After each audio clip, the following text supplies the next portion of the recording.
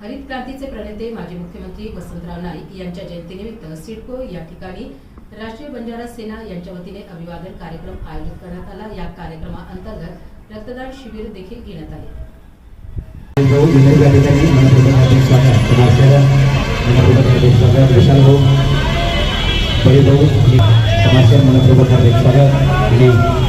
वसंतराव नाईक साहेबांचा वसंतराव नाईक साहेबांचा जय जवान जय किसान।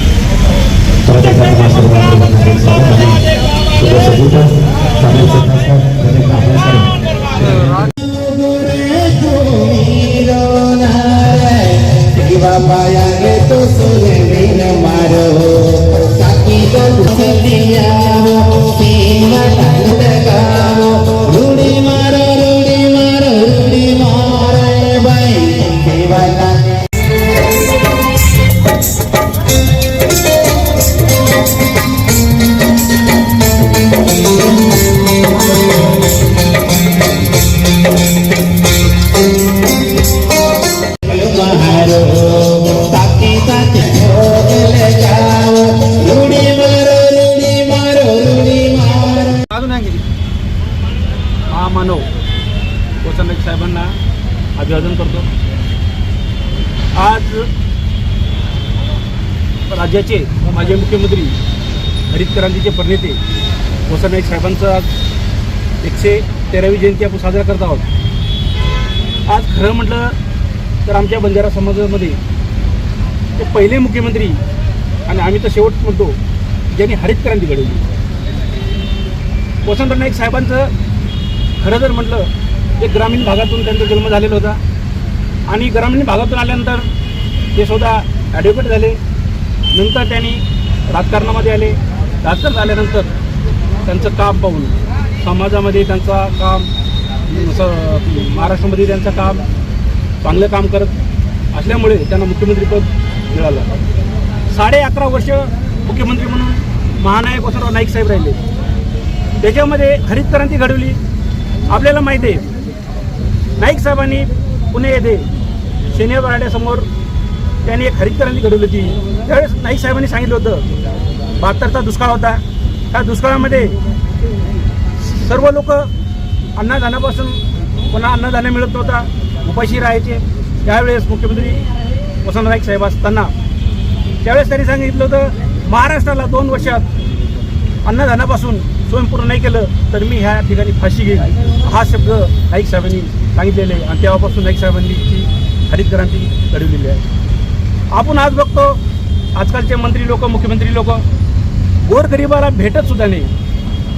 आमचे नाईक साहेब त्यांच्या वसंतराव नाईक जे त्यांचा बंगला होता वर्षा, त्या बंगल्यावर जे लोक गरीब जायची पहिल्यांदा गोरगरिबाला न्याय द्यायचे, गोरगरिबाला भेटायचे। जो पैशाला असेल, उद्योगपती असेल त्यांना शेवटी भेटायचे। असे नाईक साहेबांचा स्वभाव होता। खरंच म्हटलं तर आज नाईक साहेब आमच्या समाजामध्ये आमच्यासाठी एक दैवत आहेत आणि आम्ही त्याचं फार मोठं आम्हाला असं वाटते नाईक साहेब आज असायला पाहिजे होतं। कारण आज बंजारा समाजाला जे बी नेते आहेत ते बंजारा समाज स्वतःसाठी जगणारे लोक आहेत, समाजासाठी जगणारे लोक नाही आहेत। समाजकारणातले लोक असतील, राजकारणी लोक असतील, स्वार्थी लोक झालेले आहेत। समाजासाठी, गोरगरिबासाठी आज आमच्या बंजारा समाजाची तरी परिस्थिती जर ग्रामीण भागात गेलं आज बी त्यांना रोड नाही आहे, पाणी नाही आहे। उन्हाळ्यामध्ये जर बघितलं तर विहिरीमध्ये असं एवढं खाण पाणी प्यावं लागतं। पण कोणत्या आमदार, मंत्री, मुख्यमंत्रींनी समाजाला न्याय दिलेला असं मला वाटत नाही। मी एवढं आवर्जून सांगू शकतो नाईक साहेबाला अमर रहे नाईक साहेब अमर रहे, हे मी घोषणा करू शकतो। समाज काय संदेश देणार? वसंतराव नाईक साहेबांचा जय असो।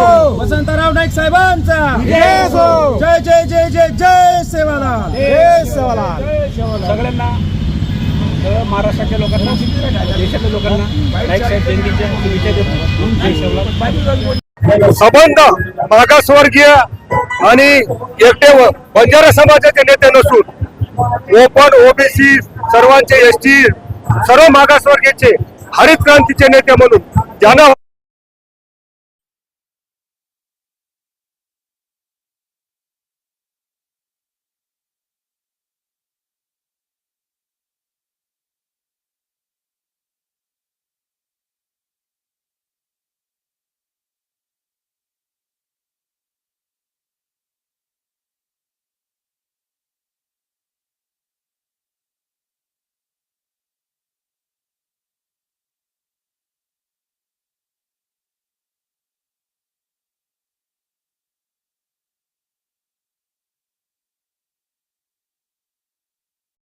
संत महात्मा सगळे लोक आवर्जून इथं आल्याबद्दल त्यांचा धन्यवाद.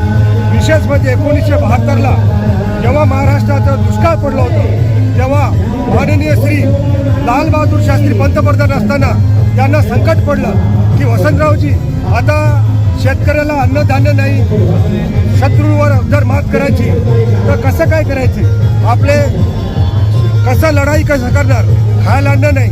त्यावेळेस वसंतराव नाईक साहेबांनी यांनी पुणे येथे त्यांनी शनिवार वाड्यामध्ये भर सभेत सांगितलं, जर या 2 वर्षात महाराष्ट्राला अन्नधान्यातून मुक्त केलं नाही तर मला सर्वसामान्य लोकांनी सर्वांसमोर फाशी द्यावी, ही त्यांनी घोषणा केली होती. त्यामुळे त्यांनी शंकरित जवाहर यांनी महाराष्ट्राला सुजलाम सुफलाम केलं. तसेच हे गोरगरिबाचे नेते नसून कोणी एखादा शेतकरी जर मंत्रालयासमोर जात असाल, कोणी एखादा फटकावाला शेतकरी त्यांना बापू म्हणून जवळ बोलवायचे, कुठले बापू तुम्ही, आणि आपली पेरणी झाली का, शेतामध्ये पाणी पडलं का, अशा शेतावर बांधावर जाणारे हे एकमेव नेते आणि माझा शेतकरी हा कारखानदार झालाच पाहिजे अशी तमाम त्यांनी शेतकऱ्यावर काळी मातीवर प्रेम करणारे असे एकमेव राजे म्हणू आपण. शेतकऱ्याचा सर्वात मोठा मनाचा राजा श्री वसंतराव नाईक यांना संबोधण्यात येऊ. जलक्रांती नेते, हरित क्रांती नेते, त्यामुळं महाराष्ट्राला कुठल्या गोष्टीची सुजलाम सुफलाम त्यांनी केलं. शिक्षणाचं हे केलं, कापूस एकाधिकार केलं, पंचायत समितीचा कारभार सर्व एकमेव माणूस वसंतराव नाईक यांनी केले. तळातून गाळातून आणि मळ्यातून जाणार एकमेव नेते, शेतकऱ्याचे कैवारी म्हणून श्री वसंतराव नाईक यांना ओळखल्या जातात. आपलं नाव सांगा. मी विजय राठोड, छत्रपती संभाजीनगर.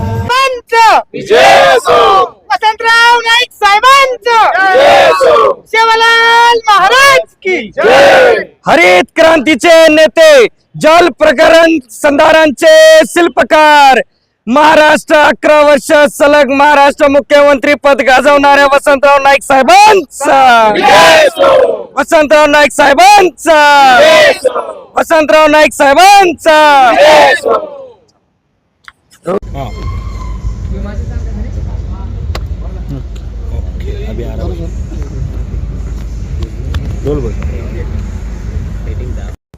ओके, तुमचं नाव सांगा.